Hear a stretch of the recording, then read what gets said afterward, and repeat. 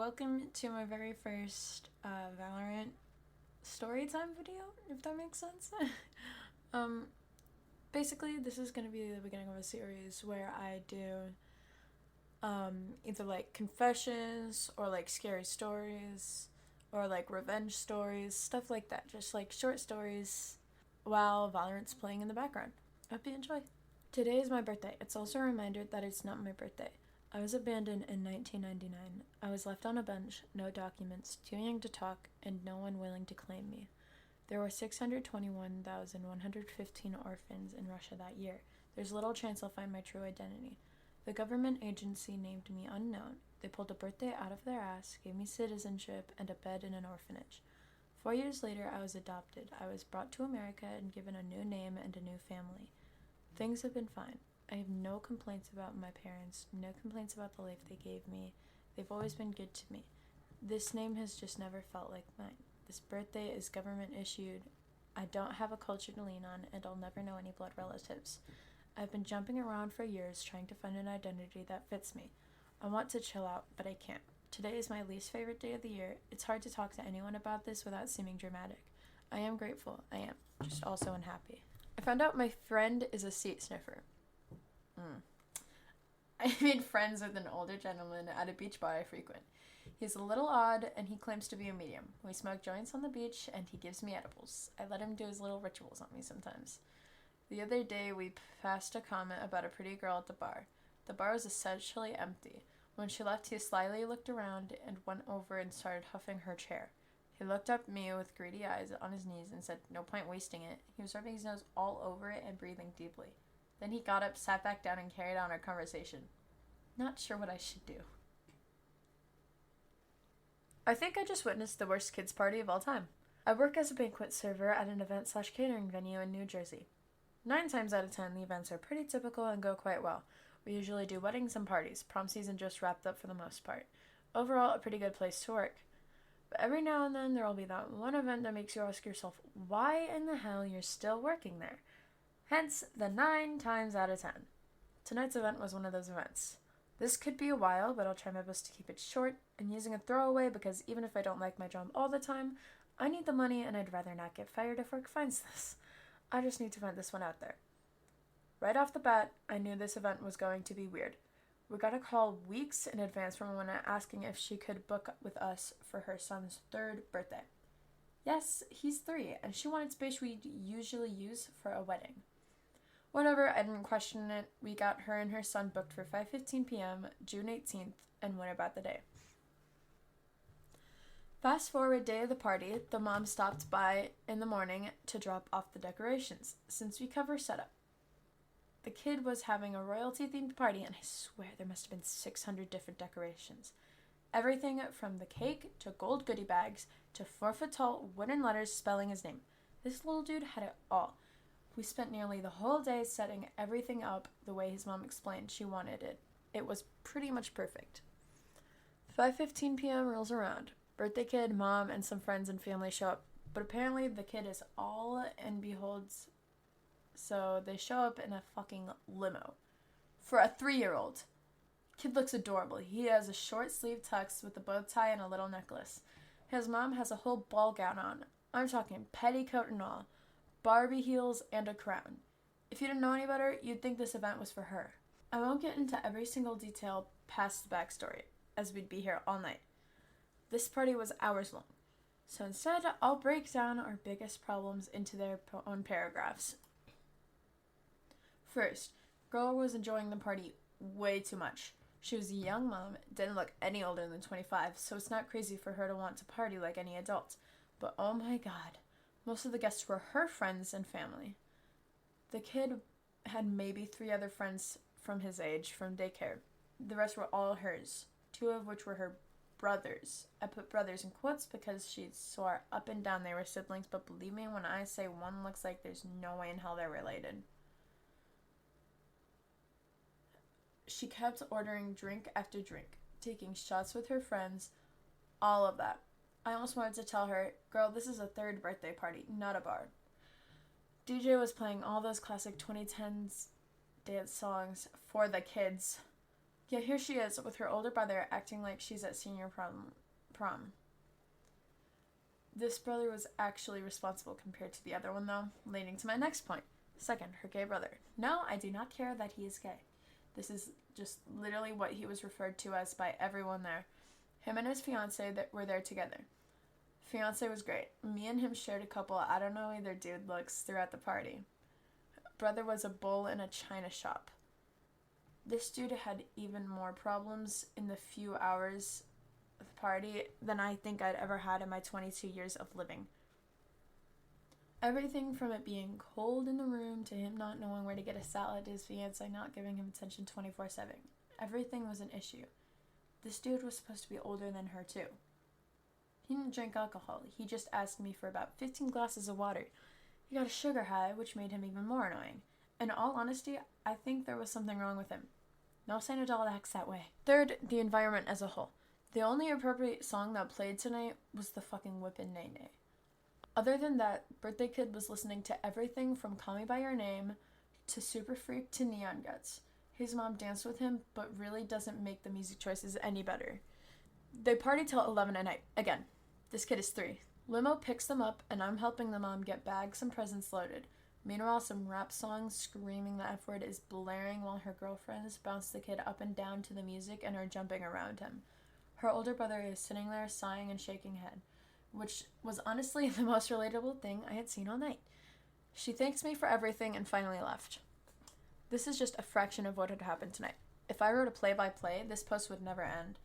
This was honestly one of the trashiest events I'd ever served at. The mom was really pretty and really nice, but she should honestly know better. I get that she wanted to make the kid's birthday party special, but he's most likely not going to remember this party. I sure as hell don't remember my 3rd birthday party. Kids shouldn't have been running around to fucking Rick James blaring, shouldn't have had drunk adults jumping around him and bouncing him aggressively to rap music. Girl is gonna wake up hungover from her 3-year-old's birthday party. Not sure if you get more inappropriate than that. Thanks for reading this vent. Sorry for any grammar and spelling mistakes. I've had a long night. I work in a legal online business. A few years ago, I was invited by my friend to join his illegal online gambling business. I left my profession enticed by the lucrative financial prospects. I put my body, heart, and soul into making it work. I sacrificed my friendship, time with my family, and the happiness of my wife. My body aged plenty from the stress and working more than 100 hours per week. More than 3 years later, my team earns 6 figures monthly, but to my dismay, my friend takes most of the earnings and have only given me less than 5% of the net profit. I did all the hard work. More than 90% was my work in setting all this up, and he just put in some initial working capital. Now he just sits back and takes all the profit. I feel betrayed. Worst, he became uninterested with the business as he found more prospects in his new property business venture for the last 2 years. Working with him, I have witnessed the worst side of human nature: manipulations, betrayals, lies, and deceits. Yet, he's a billionaire. This year, our business had been hit hard. The sales are dropping rapidly, and we're on the verge of collapsing. Inside of me, half of me has given up. Yet I'm fearful of the future. I need to support my family, and the idea of being jobless just scares the hell out of me. It's a dreadful feeling. But the other half of me is relieved that I no longer have to keep continuing what I dislike. I'm sick and tired of working hard to make other people richer. Fuck them. I'm sick of working more than 100 hours per week just to get a "you didn't make enough money, your team isn't profitable, you didn't hit the target." I sacrifice so much just so that he can pity me with less than 5%, lending me his luxury car to drive, which I do not own, just so that he can get a newer and even more luxurious car.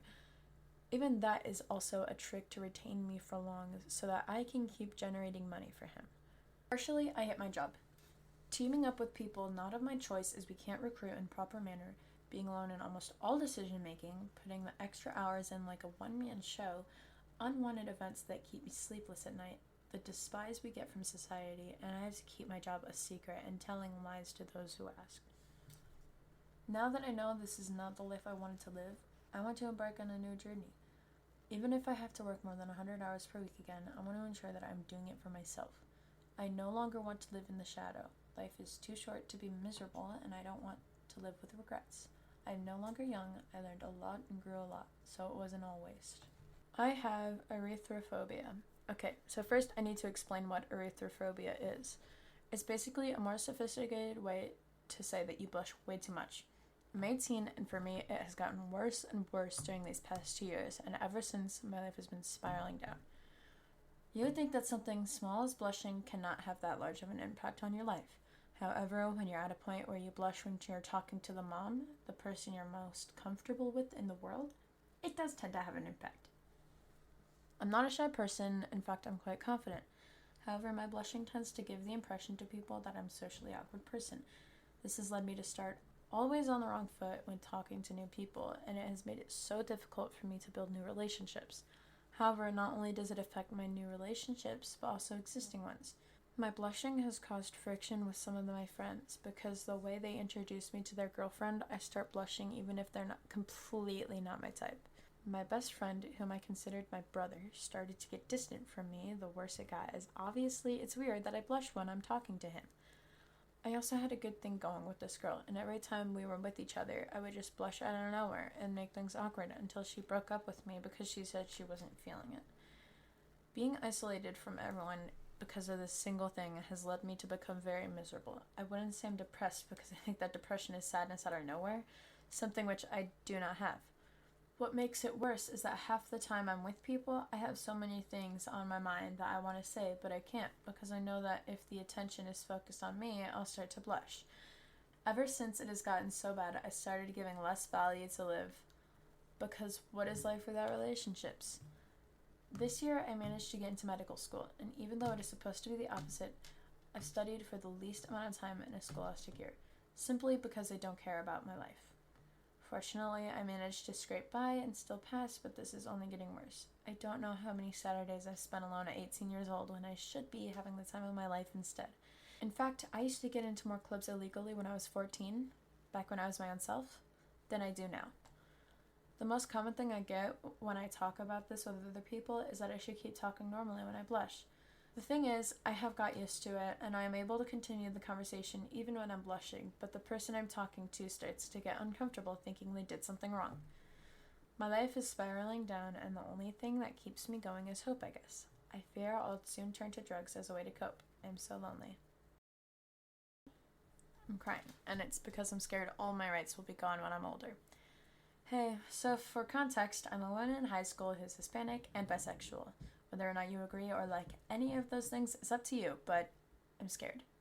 Now that they've taken the right for women to have abortions, it makes me wonder, what other kinds of rights will they be taking away from women, potentially?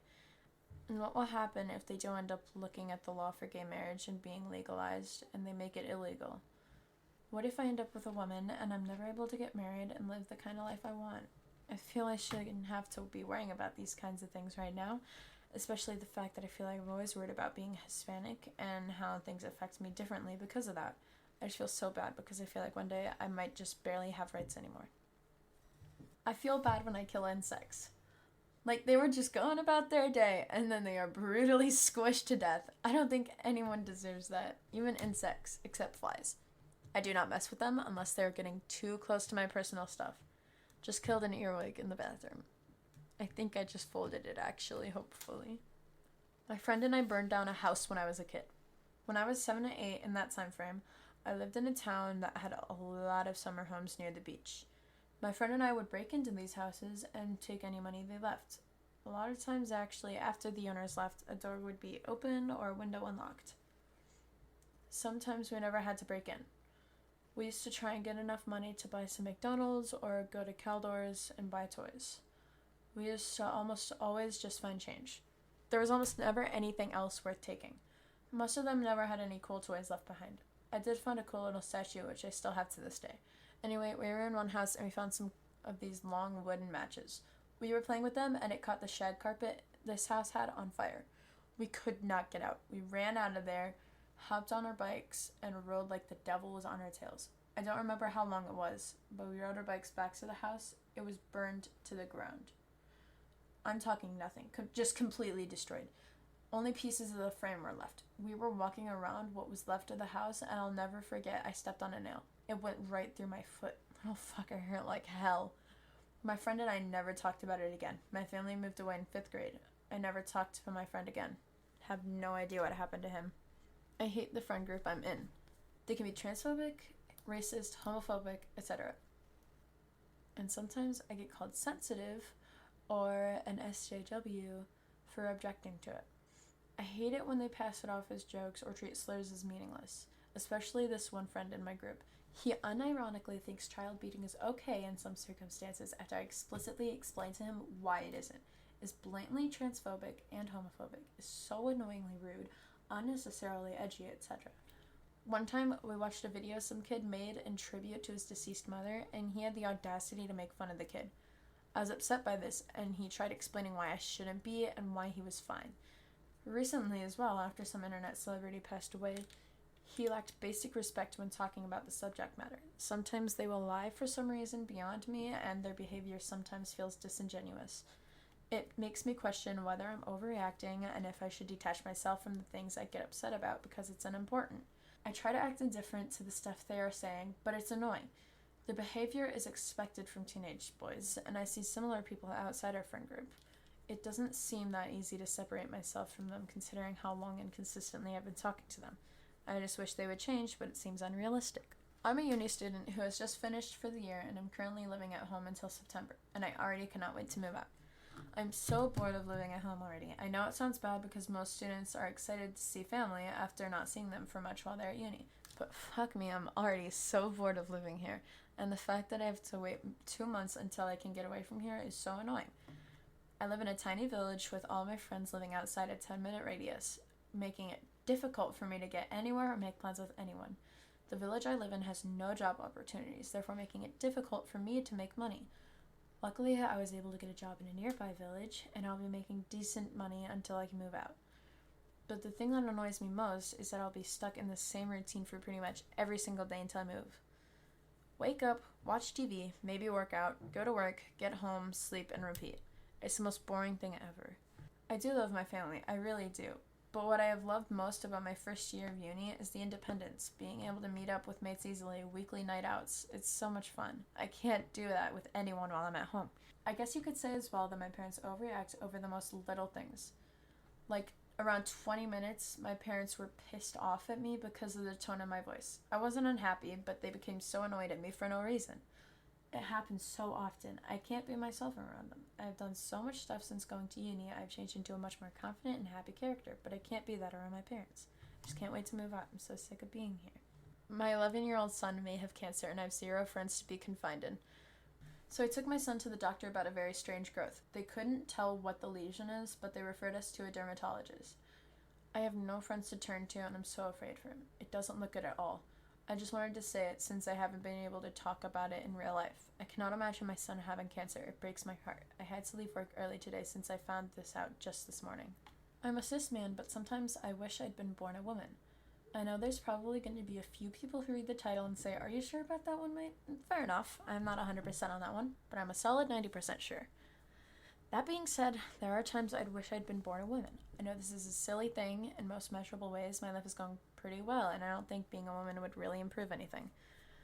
But to be honest, I have to admit to a certain amount of jealousy towards women.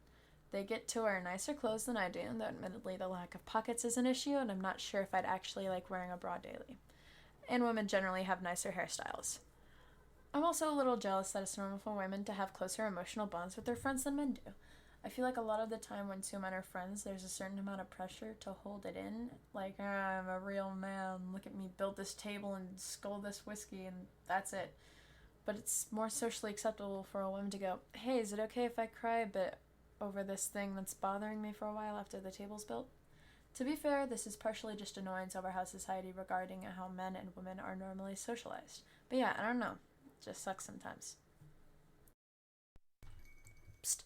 I don't actually have enough audio recorded for the length of the Valorant gameplay. So if you want, you can just enjoy the rest of the gameplay.